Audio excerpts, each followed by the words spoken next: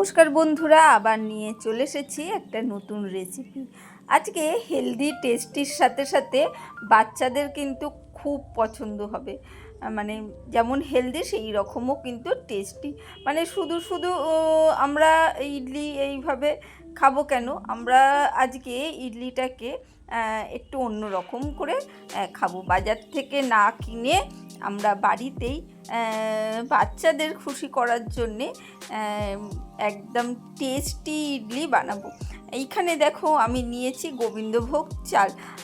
তোমরা আতপ চাল নিতে পারো, কোনো অসুবিধে নেই। আমার বাড়িতে সেদিনকে ছিল না, তাই গোবিন্দভোগ চালটাই করেছি।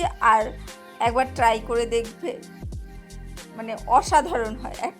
এমন একটা গন্ধ, এমন একটা স্বাদ আসে, অসাধারণ। না খেলে বুঝতে পারবে না।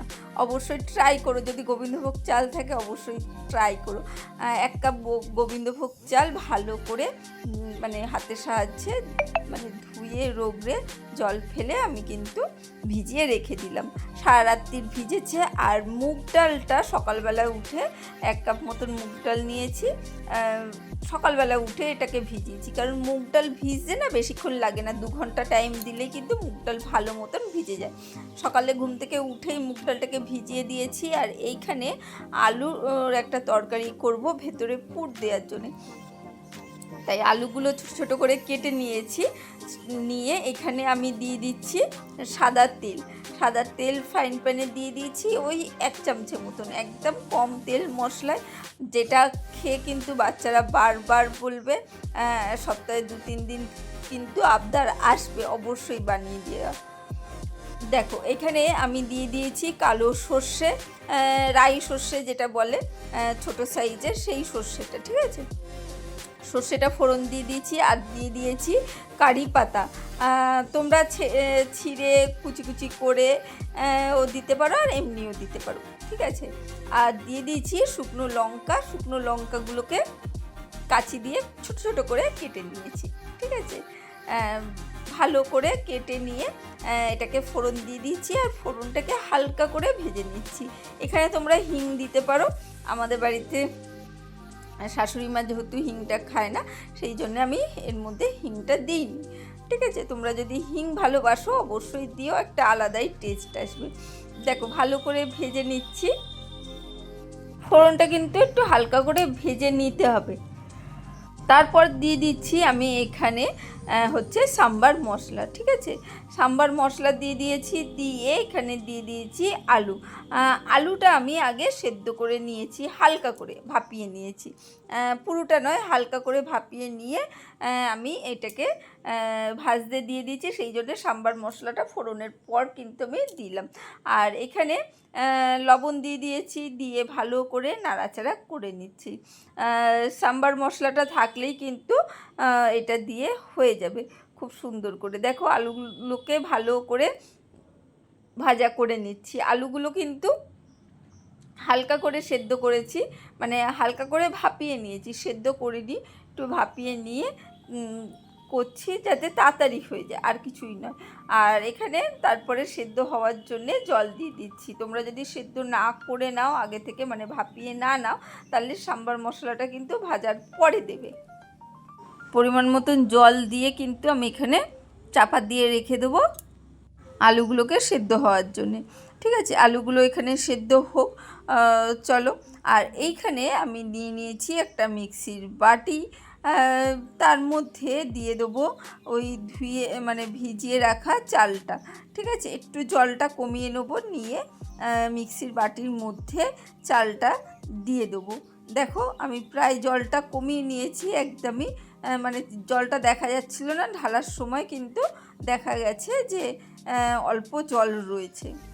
যারা এই পর্যন্ত এসে লাইক দিতে ভুলে গেছে তারা একটা ছোট্ট করে লাইক দিয়ে দিও। দেখো চালটা তো নিয়েছি। এবারে ডালটাও কিন্তু ওর সাথে একসাথেই পেস্ট করব, তাই মুগ ডালটা দিয়ে দিয়েছি সেই অল্প জল দিয়ে।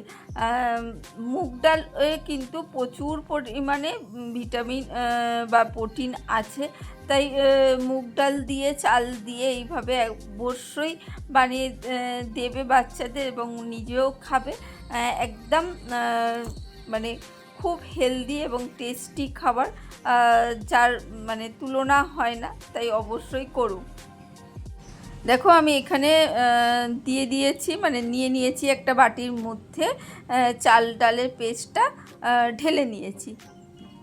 সামান্য লবণ এখানে দিয়ে দিচ্ছি টেস্ট অনুসারে, খুব সামান্য লবণ দিচ্ছি। দেখতেই পাচ্ছ কতটা ঘন হয়েছে, সেটা আন্দাজ করেই বুঝতে পারছো।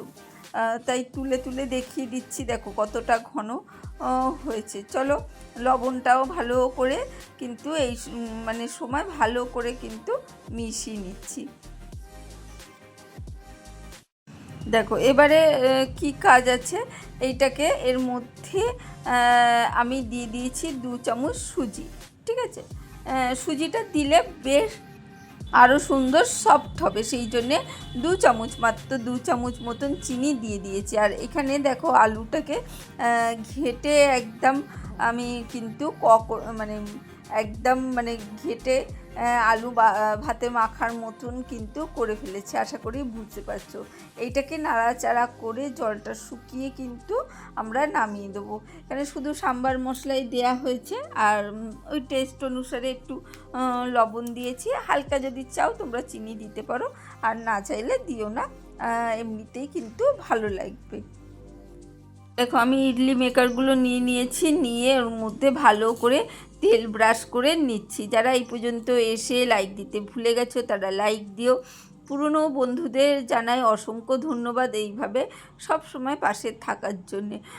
দেখো খুব সামান্য করে ব্যাটার কিন্তু আমি দিয়ে দিচ্ছি এই মোল্ডগুলোর মধ্যে। যদি তোমাদের মোল্ড না থাকে তাহলে তোমরা ছোট বাটির সাহায্যেও কিন্তু এটা করে নিতে পারবে। সামান্য ব্যাটার কিন্তু অল্প অল্প করে দিচ্ছি, খুব বেশি নয়, অল্প অল্প ব্যাটার কিন্তু এর মধ্যে দিচ্ছি, কারণ আলুর পুরটা এর মধ্যে দেবো, সেই জন্যে কিন্তু সামান্য করে ব্যাটারটা দিচ্ছি। তার উপরে কিন্তু আমরা আলুর পুর দিয়ে দেবো, দিয়ে তারপরে ওপর থেকে আবারও ব্যাটারগুলো দেবো। বাচ্চা থেকে বুড়ো সবাই কিন্তু এই রেসিপিটা খুব আনন্দ করে খাবে। দেখো ব্যাটারগুলো একটু নাড়িয়ে আমি কিন্তু মানে ছড়িয়ে দিলাম, যাতে ভালো মতন মানে ছড়িয়ে যায়। আর এইখানে আমি দিয়ে দিচ্ছি ওপরে একটু আলুর পুর, আর দিয়ে দিচ্ছি এখানে চিজ। এখানে আমি মজেলা চিজ দিয়ে দিচ্ছি অল্প অল্প করে, যেটা বাচ্চারা কিন্তু খুব আনন্দ করে এবং খায়। সেই জন্যে বললাম তো, বাচ্চাদের যেমন ভাল লাগবে বড়োদেরও ভাল লাগবে, প্রত্যেকটার মধ্যে কিন্তু আমি চিজ ভরে ভরে দিচ্ছি। নতুন পুরনো সব বন্ধুরা সঙ্গে থেকো, নতুন কোনো বন্ধু এসে থাকলে অবশ্যই চ্যানেলটাকে সাবস্ক্রাইব করে যেও। আর নিত্যদিন আমি কিন্তু রেসিপি দিয়ে থাকি, টিফিন বলো, দুপুরের লাঞ্চ বলো এবং রাতের ডিনার বলো, যে কোনো রেসিপি কিন্তু আমি মানে তোমাদের সাথে শেয়ার করে থাকি। তোমরা মানে নতুন কেউ এসে থাকলে অবশ্যই আরও রেসিপিগুলো চ্যানেলে গিয়ে দেখে নিতে পারো, ভালো লাগবে। দেখো ভর্তি করে কিন্তু আমি চিজ দিয়ে দিয়েছি একদম ওপর থেকে। দেওয়ার পর এবারে হালকা করে কিছুটা ব্যাটার এদের ওপর থেকে দেবো। দেখতেই পাচ্ছ, মানে এটা যেহেতু মানে অল্প অল্প খোদল, সেই জন্যে ব্যাটারটা খুব হালকা করে দিতে হবে, সুন্দর করে। দেখো ওপর থেকে একটু একটু ব্যাটার নিয়ে ওপর থেকে আমি কিন্তু এটাকে কভার করে দিচ্ছি। আর এটা পুরো হাই ফ্লেমে ভাপাতে কিন্তু 15 মিনিট মতন সময় লাগে, এর চেয়ে বেশি কিন্তু লাগবে না। ভালো করে ব্যাটারগুলো দিয়ে তারপরে কিন্তু আমরা ওদিকে জল গরম করতে বসিয়ে দিয়েছি, সেইগুলো মোল্ডগুলো বসিয়ে দেবো। আর তোমাদের যদি ওই মোল্ড যদি না থাকে অবশ্যই বাটির মধ্যে করতে পারো, চালু মানে মানে ফুটো জাতীয় যে ডিশগুলো হয় সেগুলো রেখে তার উপর বাটিগুলো রেখে দিতে পারো। দেখো আমি ভালো করে সব সেট করে বসিয়ে দিচ্ছি এবং বসিয়ে ওপর থেকে চাপা দিয়ে দেবো। এর আগে আমার মনে হয় না এতটা হেলদি এবং টেস্টি রেসিপি তোমরা ট্রাই করেছো, অবশ্যই ট্রাই করো, ভালো লাগবে। 15 মিনিট ভাপিয়ে নিয়েছি, ভাপিয়ে নিয়ে এবারে আস্তে আস্তে আমরা তুলে নেবো। একটু গরম রয়েছে, এখনও ঠান্ডা হয়নি। আর একটু ঠান্ডা হওয়ার পর বের করলে খুব সুবিধা হয়, কিন্তু ওই যে সকালে খুব তাড়াহুড়ো থাকে, বাচ্চাদের টিফিন গোছানো, তাদের খাওয়ানো সব কিছুই থাকে, ঠিকঠাক জামা কাপড়গুলো পরলো কি সেই সব নজর দিতে লাগে। তাই ঝটপট হালকা গরম অবস্থায় কিন্তু আমি এইগুলোকে চামচের সাহায্যে এইভাবে তুলে নিচ্ছি। বারবার বলছি, এতটা হেলদি, এতটা টেস্টি না খেলে কিন্তু বুঝতে পারবে না। সেই জন্য অবশ্যই করো। একদম ঘরে থাকা মাত্র দুটো জিনিস দিয়ে কিন্তু টিফিনটা রেডি হয়ে গেল। দেখো একটা একটা করে আমি কিন্তু তুলে রেখে দিচ্ছি। প্রত্যেক দিন আমার যেসব বন্ধুরা আমার ভিডিও খুব মন দিয়ে দেখে তাদের জন্যে জানাই অসংখ্য ধন্যবাদ। এইভাবে পাশে থেকো, আমি কিন্তু সবসময় তোমাদের পাশে থাকার চেষ্টা করি। একটু দেরি হলেও কিন্তু আমি পৌঁছে যাই।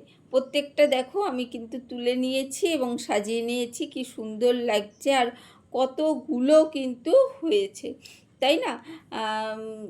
চলো, সবটা কিন্তু আমি সার্ভ করে দিয়েছি। আজকের জন্য টাটা, বাই বাই। আবার দেখা হবে অন্য কোনো দিন, অন্য কোনো রেসিপিতে।